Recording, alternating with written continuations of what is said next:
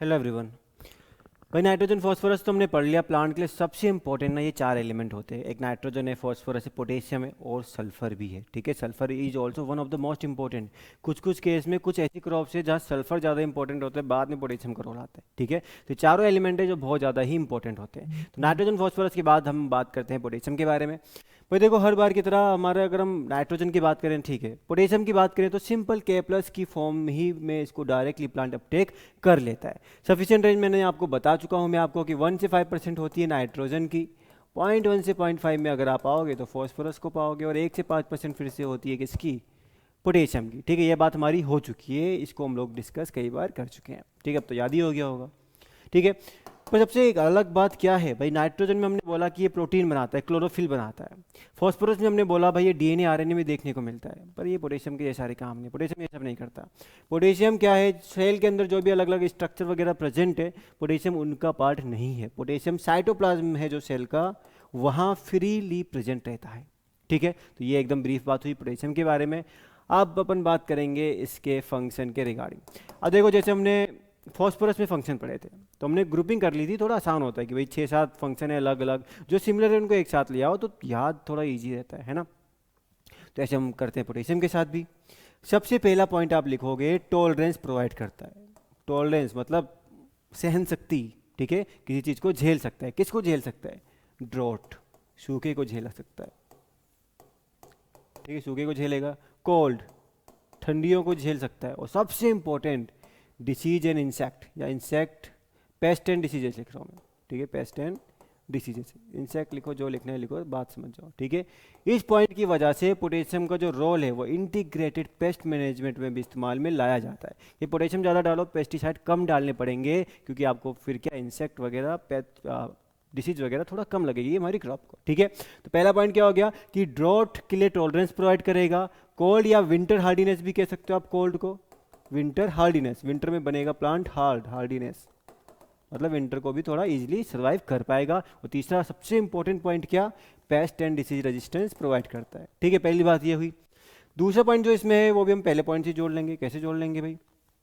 Drought, कैसे भाई drought tolerance कैसे प्रोवाइड करता है?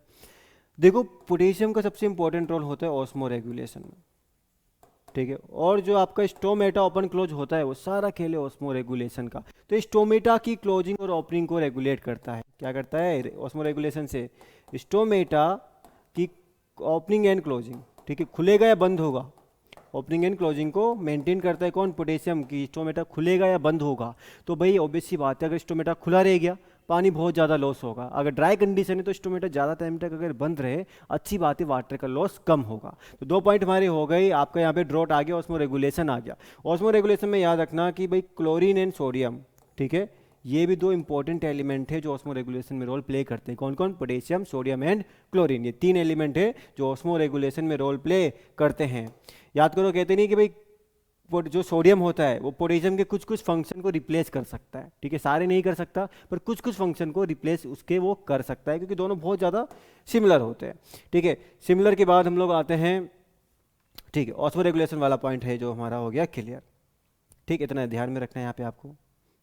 ठीक, ठीक है, चलो अब देखो नेक्स्ट दो पॉइंट क्या है, ये बहुत ज़्यादा इंपॉर्टेंट है। ये चलो, ये तो इंपॉर्टेंट है यार, ऐसा नहीं कि ये भी इंपॉर्टेंट नहीं है, बहुत इंपॉर्टेंट है, पर इससे ज़्यादा इंपॉर्टेंट जो है वो अब आएंगे। एक सेकेंड।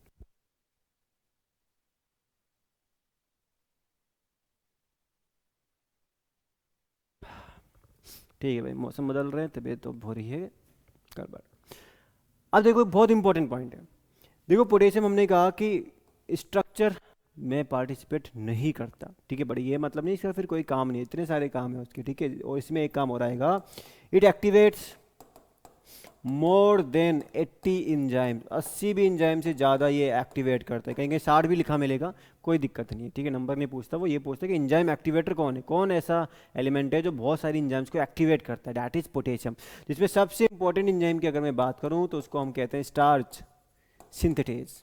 स्टार्च सिंथेटेज मतलब स्टार्च को बनाने वाली इंजाइम है ये स्टार्च सिंथेटेज। और स्टार्च की लोकेशन ट्रांसलोकेशन में भी हेल्प करता है, स्टार्च के इधर उधर मूवमेंट में भी हेल्प करता है। आपको पता है कि प्लांट अपने अंदर कार्बोहाइड्रेट वगैरह स्टार्च वगैरह बनाता है, वही इसका फूड है, खाना है किस प्लांट का, क्या है? स्टार्च। ठीक है। तो 80 से ज़्यादा एंजाइम को एक्टिवेट करता है और इसी चक्कर में इसको ट्रैफिक पुलिसमैन का दर्जा भी दिया गया है। क्या बोला? ट्रैफिक पुलिसमैन हम किसको बोलते हैं? पोटेशियम को बोलते हैं। ठीक है। अब क्या ऐसा दूसरा पॉइंट हो सकता है जो इससे जुड़ा होगा? वो दूसरा पॉइंट है it increases self life of plant. Quality nutrient भी बोलते हैं इसको, क्यों? क्योंकि प्लांट की सेल्फ लाइफ बढ़ाता है ना। What is self life? Self life मतलब घर में सेल्फ में फ्रूट ला के रख दिया तो कितने दिन में वो खराब होगा। ठीक, जितनी ज़्यादा सेल्फ लाइफ उतने दिन तक आप फ्रूट को रख सकते हो, वो उतना लेट खराब होगा। ठीक है। तो देखो भाई, स्टार्च जब फ्रूट को आप घर में ला के रखते हो उसका धीरे धीरे स्टार्च कंटेंट खत्म होता रहता है और वो होता है खराब। ठीक है। अगर स्टार्च सिंथेटाइज ठीक से काम कर रही है, स्टार्च के ट्रांसलोकेशन वगैरह प्रॉपर हो रहा है तो सेल्फ लाइफ जो है इंक्रीज करती है। तो आप इसके साथ इसको सेल्फ लाइफ को भी जोड़ के रख सकते हो। ठीक है। तो ये कुछ इंपॉर्टेंट फंक्शन है यहाँ पे पोटेशियम के जो आपको पता ही होने चाहिए। ठीक है। चलो, पोटेशियम की बात हो गई। चलो अब एक बार स्लाइड में नज़र मारते हैं क्या क्या है। चलो चलो ये बात तो हो गई हमारी, ये सारी बात हो चुकी है। उसके अलावा ये मैंने आपको बता दिया भाई, टॉलरेंस प्रोवाइड करता है ड्रॉट के लिए, कोल्ड के लिए और डिसीज, इंसेक्ट, पेस्ट के लिए। ठीक है। स्टोमेटा की ओपनिंग एंड क्लोजिंग को क्या करता है? स्टोमेटा की ओपनिंग एंड क्लोजिंग को रेगुलेट करता है, जिस वजह से ड्रॉट टॉलरेंस भी प्रोवाइड कर रहा है, वाटर का लॉस कम होगा। एक्टिवेट्स मोर देन 80 एंजाइम्स, कौन सी? स्टार्च सिंथेटेज, बात हो गई। और क्रॉप क्वालिटी भी बढ़ाता है या फिर सेल्फ लाइफ भी जो है फ्रूट्स वगैरह की बढ़ाता है। ठीक है। और आपका यहाँ पे लॉजिंग वगैरह को भी ये थोड़ा क्या करता है? प्रिवेंट करता है। ठीक, तो ये थे पोटेशियम का ये फंक्शन। अब बात करते हैं डेफिशिएंसी की। तो देखो भाई 0.1 से 0.5% हमने कहा कि उसमें वो रहने वाला है। 0.1 से 0.5% हम क्या बोलते हैं कि भाई इसकी सफिशिएंट, सॉरी पॉइंट, ये तो आपका नाइट्रोजन की 1 से 5, फॉस्फोरस की है ये। ठीक है। पोटेशियम की 1 से लेके 5%। तो अगर 1% से कम गया पोटेशियम, इसका मतलब प्लांट में हो गया डेफिशिएंट, है ना। अब देखो 2 टर्म दिखे हैं जो आपको यहाँ देखने को मिलते हैं। ऐसा नहीं है कि ये आपके से पोटेशियम के साथ ही हैं, ये आपको और भी एलिमेंट्स के साथ देखने को मिल सकते हैं, पर जनरली ज़्यादा पोटेशियम के केस में देखने को मिलता है। क्योंकि प्लांट को मान लो थोड़ा बहुत पोटेशियम की रिक्वायरमेंट थी, पर प्लांट अपटेक ही किए जा रहा है। ठीक है। अपटेक ही किए जा रहा है, रुक ही नहीं रहा है, ज़्यादा एक्यूमुलेट करते जा रहे हैं पोटेशियम का, जबकि उसको उसका कोई ज़रूरत नहीं है, कोई काम नहीं है। तो उसी को बोला क्या? लग्जरी कंजम्पशन, जरूरत से ज़्यादा जब वो उसका कंजम्पशन करने लग जाए। फिर एक हिडन हंगर। कई बार भाई प्लांट बेचारा चला भी जाएगा ऊपर और पता ही नहीं चलेगा इसको हुआ क्या था, क्योंकि भाई उसकी जो डेफिशिएंसी होगी, अब भाई पता ही नहीं चलेगा सॉइल में पोटेशियम डेफिशिएंट है। सॉइल टेस्टिंग कराओगे तो चल जाएगा, पर इसे देख के पता नहीं चलेगा। मतलब विजुअल सिम्टम नहीं आ रहा है, हमें दिख नहीं रहा भाई इसमें पोटेशियम डेफिशिएंट हो चुका है। ठीक, इसी को हम बोलते हैं हिडन हंगर। प्लांट को भूख थी पोटेशियम की, पर वो हमें पता नहीं चली, हमें दिखा नहीं, और बेचारा प्लांट क्या हो गया? बेचारा प्लांट उसी चक्कर में आपका क्या हो गया? खराब हो गया, या फिर उसकी डेथ भी हो गई। ठीक है, डैट इज हिडन हंगर। अब देखो, ठीक है, अब ये रे प्लांट, ये रही नीचे लोअर लीफ, ये रही अपर लीफ। लोअर वाली को हम बोलते हैं ओल्डर लीफ और अपर वाली को हम बोलते हैं क्या? Younger leaf. ये तो बोलते हैं भाई। ठीक है। एनपी के तीनों के केस में लोअर लीफ में ही सिम्टम दिखते हैं। क्यों? क्योंकि ये मूव करते हैं यंगर लीफ की तरफ, और अगर सॉइल में पोटेशियम नहीं है, नाइट्रोजन फॉस्फोरस पोटेशियम कुछ भी अगर सॉइल में नहीं है, तो वो आपके यहाँ से जो मूव कर गया है ऊपर, उसकी भरपाई नहीं कर पाएंगे। ठीक है। तो यहाँ पे अगर हम पोटेशियम की बात करें तो भाई नाइट्रोजन का मैंने आपको बता दिया। चलो आपको दिखाई देते हैं यार। ठीक है, ये देखो नाइट्रोजन का मैंने आपको बताया कि क्या होता है, मेज, ये मेज का है, लोअर लीफ है मेज की। यहाँ पे टिप से स्टार्ट होती है क्लोरोसिस, और ये आपके एक वी शेप बनाते हुए जाती है। ये इसका विजुअल सिम्टम है किसका? नाइट्रोजन डेफिशिएंसी का। ठीक है। फॉस्फोरस के केस में हमने फॉस्फोरस के केस में हमने बात की थी कि भाई एंथोसाइनिन की वजह से पर्पल होने लगेगा, और पोटेशियम के केस में भी क्लोरोसिस ही होती है नाइट्रोजन जैसे, बट नाइट्रोजन में बीच में क्लोरोसिस हुई है वी शेप में। इसमें मार्जिन एंड टिप्स में होती है। ये देखो मार्जिन और टिप में क्लोरोसिस देखने को मिलती है। तो तीनों के विजुअल डेफिशिएंसी सिम्टम अलग है, बट तीनों प्लांट में होते हैं हाईली मोबाइल, जिस वजह से इनकी डेफिशिएंसी कहाँ मिलेगी? ओल्डर या फिर लोअर लीव्स में।